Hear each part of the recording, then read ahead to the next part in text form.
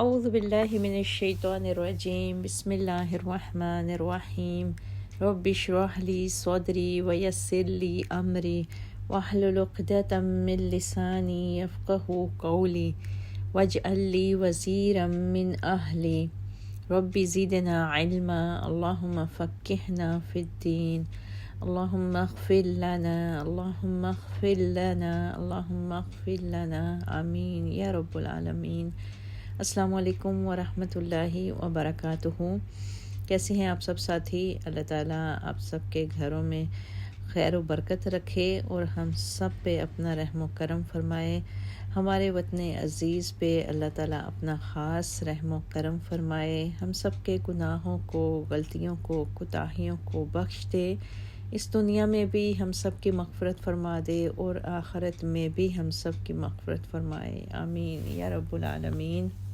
عزیز ساتھیو، الحمدللہ پارہ نمبر 11 کا ہم نے آغاز کیا تھا اور آیت 111 پہ ہم نے اپنی تفسیر مکمل کی تھی۔ آج آیت نمبر 112 سے شروع کرتے ہیں۔ اعوذ باللہ من الشیطان الرجیم بسم اللہ الرحمن الرحیم۔ التائبون العابدون الحامدون السائحون الراکعون۔ وہ مومن توبہ کرنے والے، عبادت گزار، حمد کرنے والے، روزہ دار، رکوع کرنے والے، سجدہ کرنے والے، نیک کام کا حکم دینے والے، برے کام سے روکنے والے اور اللہ کی حدود کی حفاظت کرنے والے ہوتے ہیں، جو اللہ سے یہ سودا کرتے ہیں، اور ایسے مومنوں کو آپ خوشخبری سنا دیجئے۔ اب یہاں پر ہم نے مسلسل دیکھا کہ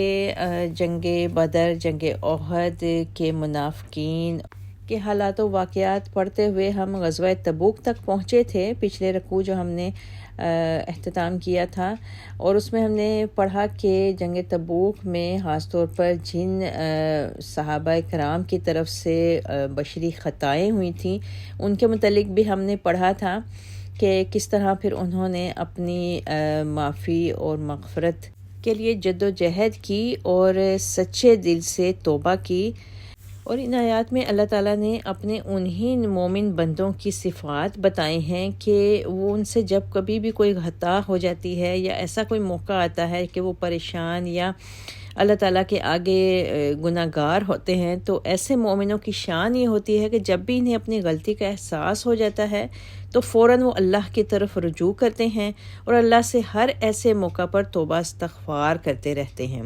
اور مزید یہ خصوصیات بتائیں کہ وہ عبادت گزار ہوتے ہیں، اللہ تعالیٰ کی تعریف کرنے والے ہوتے ہیں، یعنی ہر کام پہ اللہ تعالیٰ کا شکر ادا کرتے ہیں، روزہ رکھنے والے، رکوع کرنے والے، سجدہ کرنے والے۔ اب یہاں پہ لفظ سائحون کا بتایا گیا۔ سائح کا جو لفظی معنی ہے، لغوی معنی ہے، وہ بتایا جاتا ہے روزہ دار، یعنی ایسا روزہ جس میں روزہ دار کھانے پینے کی پابندیوں کے علاوہ اخلاقی پابندیوں کا بھی لحاظ رکھے، جیسے جھوٹ، گالی گلوچ اور لڑائی جھگڑے سے بھی مکمل پرہیز کرے۔ پھر کہا گیا آمرون بالمعروف، یعنی نیکی کا حکم دینے والے، یعنی یہ لوگ وہ ہوتے ہیں، وہ مومن ہیں جو صرف اپنی اصلاح نفس پر ہی تکیہ کر کے نہیں بیٹھ جاتے، بلکہ عذرائے خیر خواہی دوسروں کو بھی اپنی استطاعت کے مطابق اپنے ہاتھ سے یا زبان سے یا قلم سے اچھے کاموں کی تلقین کرتے اور برے کاموں سے روکتے ہیں، جو مومنوں کے لیے ایک نہایت اہم فریضہ ہے۔ پھر آگے کہا گیا کہ اللہ کی حدود کی حفاظت کرنے والے۔ ان حدود کا دائرہ بہت وسیع ہے جو انسان کی پوری زندگی پر محیط ہے، یعنی اللہ تعالیٰ نے عقائد، عبادات، اخلاق، معاشرت، تمدن، معیشت، سیاست، عدالت اور صلح و جنگ کے جو بھی معاملات رکھے ہیں، اس میں جو بھی حدیں مقرر کر رکھی ہیں، ان سے وہ لوگ تجاوز نہیں کرتے۔ اور جن مومنوں میں یہ ساری صفات پائی جاتی ہیں جو کہ آیات میں بتائی گئی، انہی کے متعلق پھر کہا جا سکتا ہے کہ وہ اس معاہدے کے پابند ہیں جس کے عوض انہیں جنت کی بشارت دی گئی ہے۔ آیت 113، ما کان للنبی والذین آمنوا، نبی اور ایمان والوں کے لیے یہ مناسب نہیں کہ وہ مشرکوں کے لیے بخشش طلب کریں، ہاں وہ ان کے قریبی رشتہ دار ہی کیوں نہ ہوں، جبکہ ان پر یہ بات واضح ہو چکی ہے کہ مشرکین دوزخی ہوتے ہیں اور ابراہیم علیہ السلام نے جو اپنے باپ کے لیے بخشش کی دعا کی تھی تو صرف اس لیے کہ انہوں نے اپنے باپ سے اس بات کا وعدہ کیا ہوا تھا۔ پھر جب ان پر واضح ہو گیا کہ وہ اللہ کا دشمن ہے تو اس سے بیزار ہو گئے۔ بلا شبہ ابراہیم علیہ السلام بڑے نرم دل اور بردبار انسان تھے۔ اللہ تعالیٰ کسی قوم کو ہدایت دینے کے بعد گمراہ نہیں کیا کرتا تاکہ ان پر یہ واضح نہ کر دے کہ انہیں کن کن باتوں سے بچنا چاہیے۔ اللہ تعالیٰ یقیناً ہر چیز کو جاننے والا ہے۔ اب یہاں پر ان آیات میں پیارے نبی صلی اللہ علیہ وسلم کو اور ایمان والوں کو یعنی سب مومنوں کو، سب مسلمانوں کو مشرکوں کی بخشش اور مغفرت کی دعا مانگنے سے صاف طور پر منع فرما دیا گیا۔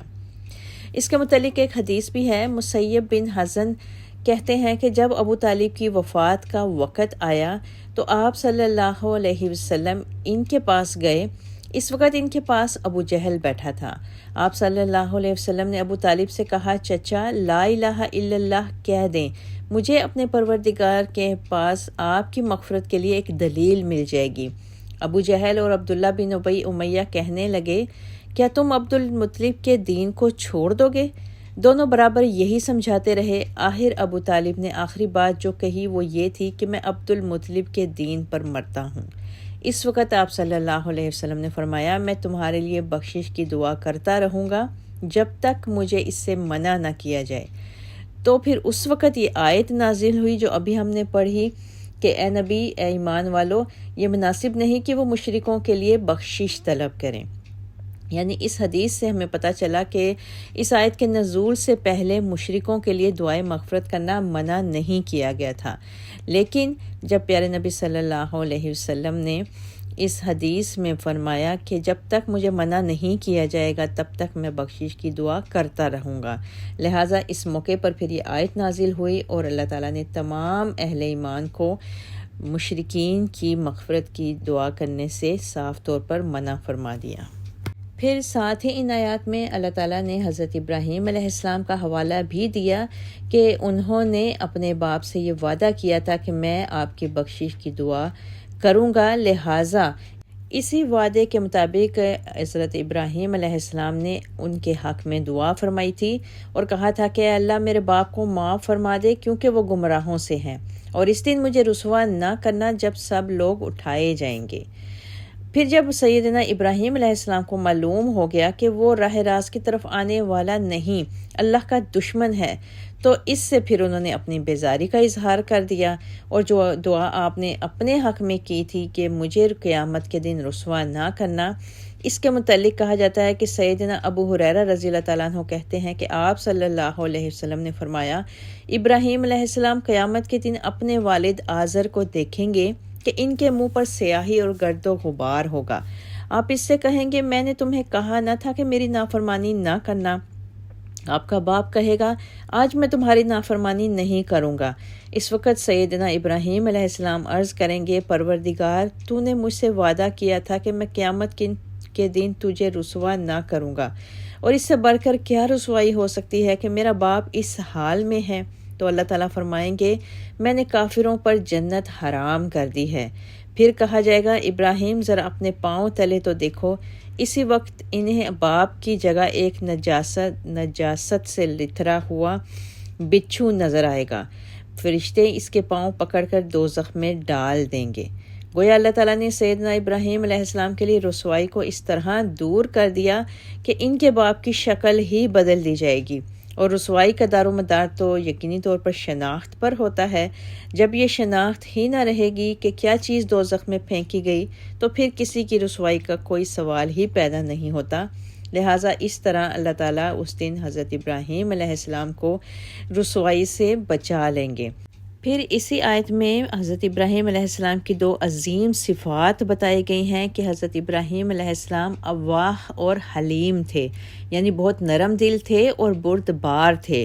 اواہ کے معنی ہے آہیں بھرنے والا، آہذاری کرنے والا، بہت دعائیں کرنے والا، رقیق القلب اور نرم دل۔ سب کچھ اس لفظ اواہ میں آتا ہے، اور ان کی نرم دلی اس سے بڑھ کر اور کیا ہو سکتی تھی کہ باپ تو کہہ رہا تھا کہ یہاں سے نکل جاؤ ورنہ تمہیں رجم کر دوں گا، اور آپ اس کو جواب دیتے تھے کہ میں تو جا رہا ہوں، تم سلامت رہو اور میں تمہارے لیے اپنے رب سے معافی بھی مانگوں گا۔ سبحان اللہ۔ آیت 116، ان اللہ لہ ملک السماوات والارض یحیی و یمیت،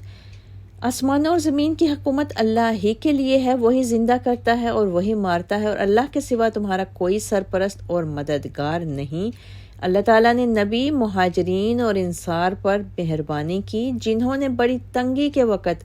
اس کا ساتھ دیا تھا، اگرچہ اس وقت بعض لوگوں کے دل کجی کی طرف مائل ہو چلے تھے، پھر اللہ نے ان پر رحم فرمایا کیونکہ اللہ مسلمانوں پر بڑا مہربان اور رحم کرنے والا ہے۔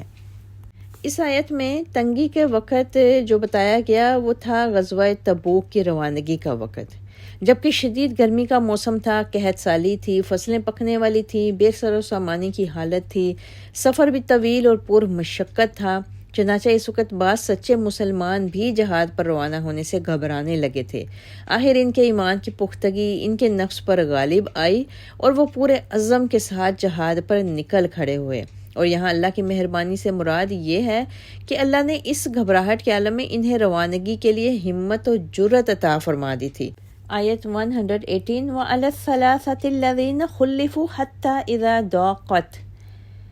اور ان 3 آدمیوں پر بھی مہربانی کی جن کا معاملہ ملتوی رکھا گیا تھا، حتیٰ کہ زمین اپنی فراخی کے باوجود ان پر تنگ ہو گئی اور ان کی اپنی جانیں بھی تنگ ہو گئیں، اور انہیں یہ یقین تھا کہ اللہ کے سوا ان کے لیے کوئی جائے پناہ نہیں۔ پھر اللہ نے ان پر مہربانی کی تاکہ وہ توبہ کریں۔ اللہ تعالیٰ یقیناً توبہ قبول کرنے والا، رحم کرنے والا۔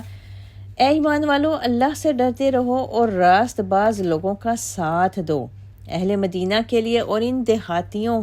کے لیے جو ان کے گرد و نواح میں بستے ہیں یہ مناسب نہیں کہ وہ جہاد میں رسول اللہ سے پیچھے رہ جائیں اور اپنی جانوں کو آپ کی جان سے عزیز تر سمجھیں۔ اب یہاں پر اس آیات میں ان 3 صحابیوں کا ذکر کیا گیا ہے جن کا سرسری سا تذکرہ اسی سورہ کی آیت نمبر 106 میں ہم نے پچھلے لیکچر میں پڑھا بھی، اور وہ تھے سیدنا کعب بن مالک رضی اللہ تعالیٰ عنہ، ہلال بن امیہ اور مرارہ بن ربیع رضی اللہ تعالیٰ عنہ۔ اور یہ تینوں صحابی پہلے بارہا اپنے اخلاص کا ثبوت دے چکے تھے، اور کعب بن مالک رضی اللہ تعالیٰ عنہ تو ان صحابہ میں سے تھے جنہوں نے لیلۃ العقبہ میں آپ صلی اللہ علیہ وسلم سے بیعت کی تھی۔ اگرچہ آپ غزوہ بدر میں شریک نہ ہو سکے، تاہم آپ اکثر کہا کرتے تھے کہ مجھے لیلۃ العقبہ کی بیعت میں شمولیت غزوہ بدر میں شمولیت سے زیادہ عزیز ہے۔ کعب بن مالک رضی اللہ تعالیٰ عنہ خود بیان کرتے ہیں کہ میں ہر غزوہ میں پیارے نبی صلی اللہ علیہ وسلم کے ساتھ شریک ہوتا تھا، سوائے غزوہ تبوک اور غزوہ بدر کے۔ غزوہ تبوک کے موقع پر میں نے پکی نیت کر لی کہ جب آپ صلی اللہ علیہ وسلم چاشت کے وقت مدینہ تشریف لائیں گے تو آپ صلی اللہ علیہ وسلم سے سچ سچ کہہ دوں گا، اور آپ صلی اللہ علیہ وسلم اکثر جب سفر سے تشریف لاتے تو چاشت کے وقت ہی آتے، پہلے مسجد میں جاتے اور 2 رکعت نماز ادا کیا کرتے۔ جب میں نے آپ صلی اللہ علیہ وسلم کو سچ سچ بات بتا دی تو آپ صلی اللہ علیہ وسلم نے صحابہ اکرام کو مجھ سے اور میرے 2 ساتھیوں ہلال بن امیہ اور مرارہ بن ربیع سے بات چیت کرنے سے منع کر دیا۔ ہم تینوں آدمیوں کے سوا جو لوگ پیچھے رہ گئے تھے اور جو جھوٹے عذر تراش کر رہے تھے، ان کے لیے یہ حکم نہیں تھا۔ اب صحابہ نے ہم سے بات چیت کرنا چھوڑ دی۔ اس حال میں زندگی مجھ پر دوبھر ہو گئی۔ مجھے بڑی فکر یہ تھی کہ اگر میں اسی حال میں مر گیا تو آپ صلی اللہ علیہ وسلم میرے جنازے پر نماز بھی نہیں پڑھیں گے، یا خدا نخواستہ آپ صلی اللہ علیہ وسلم کی وفات ہو جائے تو میں ساری عمر اسی مصیبت میں مبتلا رہوں گا، نہ مجھ سے کوئی بات چیت کرے گا، اور اگر مر گیا تو کوئی نماز بھی نہیں پڑھے گا۔ آخر 50 دن گزرنے کے بعد اللہ تعالیٰ نے ہماری معافی کا حکم رسول اللہ پر اتارا۔ اس وقت تہائی رات باقی تھی اور آپ صلی اللہ علیہ وسلم ام المومنین ام سلمہ کے گھر میں تھے۔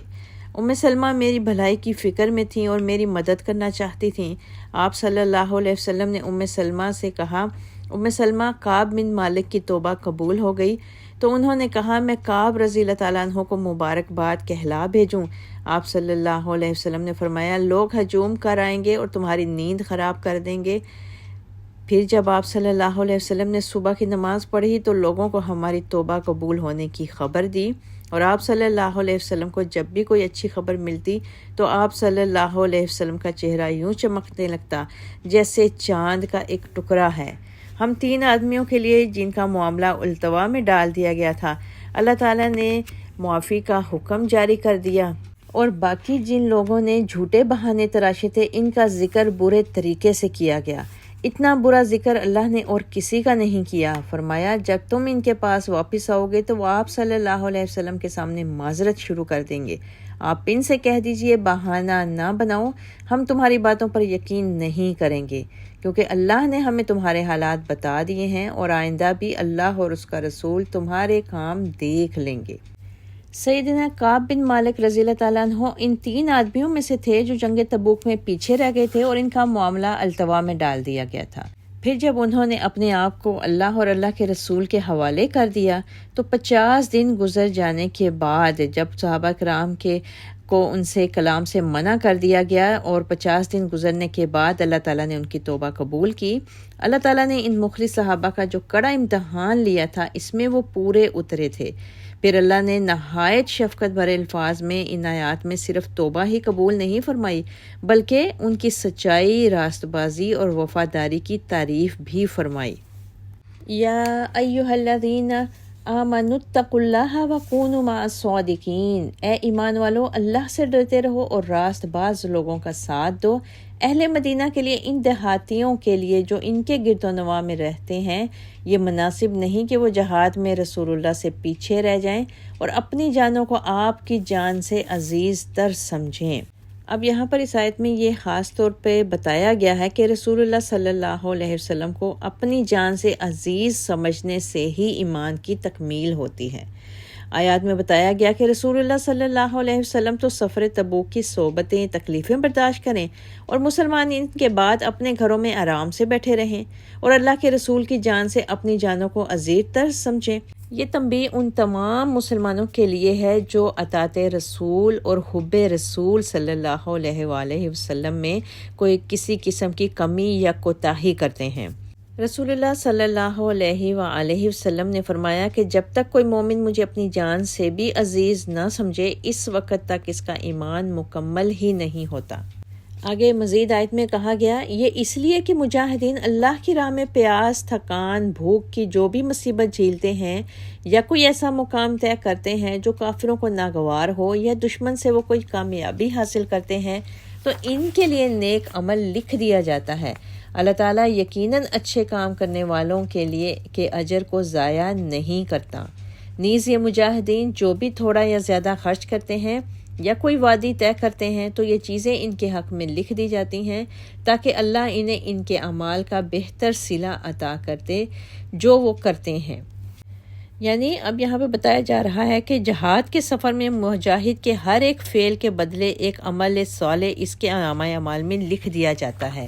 ہاں یہ فعل غیر اختیاری ہو جیسے بھوک پیاس کو برداشت کرنا یا تھکاوٹ یا کوئی ایسی تکلیف اسے اس راہ میں پیش آ رہی ہو، یہ سب اس کے صالح اعمال میں شامل ہوں گے۔ اور ہاں یہ فعل اختیاری ہوں جیسے سفر طے کرنا، دشمن سے کوئی علاقہ چھیننا یا اس سے جنگ کر کے کامیابی حاصل کرنا، ان تمام کاموں کا اللہ کے ہاں انہیں بہترین اجر ملے گا۔ آیت 122 وَمَا كَانَ الْمُؤْمِنُونَ لِيَنْفِرُوا كَافَّةً، مومنوں کے لیے ممکن نہیں کہ وہ سب کے سب ہی نکل کھڑے ہوں۔ پھر ایسا کیوں نہ ہوا کہ ہر فرقہ میں سے کچھ لوگ دین میں سمجھ پیدا کرنے کے لیے نکلتے تاکہ جب وہ ان کی طرف واپس جاتے تو اپنے لوگوں کو برے انجام سے ڈراتے، اسی طرح شاید وہ برے کاموں سے بچے رہتے۔ اے ایمان والو، ان کافروں سے جنگ کرو جن کا علاقہ تمہارے ساتھ ملتا ہے اور ان کے ساتھ تمہیں سختی سے پیش آنا چاہیے، اور یہ جان لو کہ اللہ پرہیزگاروں کے ساتھ ہے۔ اور جب کوئی نئی صورت نازل ہوتی ہے تو منافقوں میں 6 لوگ ایسے ہیں جو مسلمانوں سے کہتے ہیں کہ اس صورت نے تم میں سے کس کے ایمان میں اضافہ کیا؟ تو اس کا جواب یہ ہے کہ جو لوگ ایمان لاتے ہیں اس صورت نے فی الواقع ان کے ایمان میں اضافہ کیا ہے اور وہی صورت کے نازل ہونے پر خوش ہوتے ہیں۔ رہے وہ لوگ جن کے دلوں میں نفاق کی بیماری ہے تو اس صورت نے ان کی پہلی ناپاکی پر مزید ناپاکی کا اضافہ کر دیا اور وہ مرتے دم تک کافر کے کافر ہی رہے، کیا وہ یہ نہیں دیکھتے کہ انہیں ہر سال 1 یا 2 بار کوئی نہ کوئی مصیبت پیش آ جاتی ہے، پھر بھی یہ لوگ نہ توبہ کرتے ہیں اور نہ نصیحت قبول کرتے ہیں۔ یہ آیت اس وقت نازل ہوئی جبکہ اسلام عرب کے اکثر حصے پر غالب آ چکا تھا۔ بدوی قبائل دھڑا دھڑ اسلام میں داخل ہو رہے تھے، مگر ابھی تک ان کے نہ جاہلی نظریات ختم ہوئے تھے اور نہ دین کا ابھی حقیقی شعور پیدا ہوا تھا۔ اس آیت میں علم کی اہمیت کو واضح کیا گیا ہے اور بتایا گیا ہے کہ اسلامی حکومت کا کام محض علاقے فتح کرنا نہیں بلکہ ساتھ ہی ساتھ لوگوں کی جہالت دور کرنا اور اسلامی نظریات کے مطابق ان کی تربیت کرنا بھی اتنا ہی ضروری ہے جتنا جہاد ضروری ہے۔ ضمناً اس آیت میں یہ بھی ہمیں پتہ چلتا ہے کہ حقیقی علم وہی کہلا سکتا ہے جس سے دین کی سمجھ بوجھ پیدا ہو اور ان سے دین کی تبلیغ و اشاعت میں کام لیا جا سکتا ہو۔ رہے دوسرے علم تو وہ دنیا کی زندگی کے لیے حق کتنے ہی مفید کیوں نہ ہوں، حقیقی علم نہیں کہلا سکتے۔ اس آیت کو جہاد پر نکلنے سے متعلق کیا جائے یا دین کا علم حاصل کرنے کے لیے نکلنے سے متعلق اس کو بتایا جائے، دونوں طرح سے درست ہے، کیونکہ دین کا علم حاصل کرنے کے لیے نکلنا بھی جہاد فی سبیل اللہ کی ایک قسم ہے، اور اسلامی نظام حیات کے قیام کے لیے یہ دونوں شعبے ہی نہایت اہم اور فرض کفایہ ہیں۔ پھر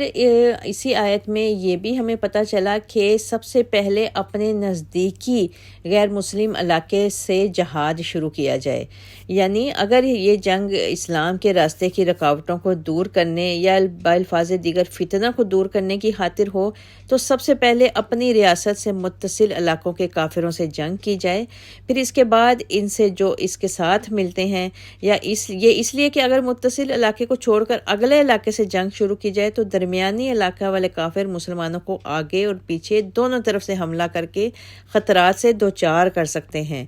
پھر آیت میں کہا گیا وَلْيَجِدُوا فِيكُمْ غِلْظَةً، اور ان کے ساتھ تمہیں سختی سے پیش آنا چاہیے، یعنی ان سے جان توڑ کر مقابلہ تو کرنا ہی ہے، اور ان کے ساتھ پھر نرمی کا برتاؤ ہرگز نہیں ہونا چاہیے، بلکہ ایسی سختی سے پیش آنا چاہیے کہ انہیں دوبارہ سر اٹھانے کی جرت نہ ہو سکے۔ یہ مضمون قرآن میں متعدد مقامات پر آیا ہے کہ مومنوں کی شان ہی یہ ہے کہ وہ آپس میں تو بڑے رحم دل اور مہربان ہوتے ہیں، لیکن کفار کے لیے ان کو اپنے آپ کو سخت دل بنا کے رکھنا ہے۔ اور مزید یہ کہ جنگ کے ضابطوں کا لحاظ رکھنا بھی بہت ضروری ہے، جو اس آیت میں مزید یہ بھی بتایا گیا۔ سختی کا مطلب یہ نہیں کہ تم ان تمام ضابطوں اور احکام کو بھول جاؤ جو اللہ اور رسول نے تمہیں دوران جنگ کے لیے رکھے ہیں، مثلا کافروں کی عورتوں، بچوں، ان کے راہبوں اور جو ان کے دینی رہنما ہیں، ایسے لوگوں کو قتل نہیں کیا جائے گا اور نہ ہی کسی کی لاش کا مصلح کیا جائے گا۔ معاہدے کی خلاف ورزی کسی قیمت پر نہ کی جائے گی۔ دشمنوں کے درختوں، کھیتوں، چوپایوں کو برباد نہیں کیا جائے گا، الا یہ کہ درخت وغیرہ جنگ کی راہ میں حائل ہو رہے ہوں۔ پھر کہا گیا کہ ایسے تمام امور میں اللہ سے ڈرتے رہنا ہے، اور اللہ ایسے ڈرنے والوں ہی کے ساتھ ہوتا ہے اور ان کی مدد فرماتا ہے۔ مزید ان آیات میں پھر ہر نئی نازل ہونے والی صورت کی اہمیت بتائی گئی ہے کہ کیونکہ منافق جو تھے وہ مسلمانوں سے یہی کہتے تھے، جب بھی کوئی نئی صورت نازل ہوتی تو وہ کہتے کہ اس میں کیا خاص بات ہے، اور اس صورت میں تو کوئی ایسی چیز موجود ہی نہیں جو ایمان اور یقین میں اضافے کا باعث بنتی ہو۔ تو منافقوں کے اس سوال کا جواب اللہ تعالیٰ نے اس آیات میں دیا کہ جن لوگوں کے دلوں میں ایمان پہلے سے موجود ہے ان کے لیے تو یہ صورت یقیناً ان کے ایمان میں اضافے کا باعث بن جاتی ہے، لیکن جن لوگوں کے دلوں میں پہلے سے ہی نفاق کی گندگی موجود ہوتی ہے تو ان کے لیے پھر مزید اس گندگی میں اضافہ ہی ہوتا ہے۔ جب بھی کوئی نئی صورت نازل ہوتی ہے ان کے اس گندگی کے ڈھیر میں اضافہ ہی کرتی ہے، یہاں تک کہ پھر ان کو موت آ جاتی ہے، اور اس کی مثال بالکل ایسی ہے جیسے آسمان سے بارش اللہ کی رحمت کی صورت میں نازل ہوتی ہے۔ اب جو اچھی اور عمدہ زمین ہے وہ تو اس بارش سے لہلہا اٹھتی ہے، اور جو گندی یا بنجر زمین ہے وہاں پہلے تو کوئی چیز پیدا نہ ہوگی، اور ہوگی بھی تو وہ جھاڑ جھنکار ہی ہوگی۔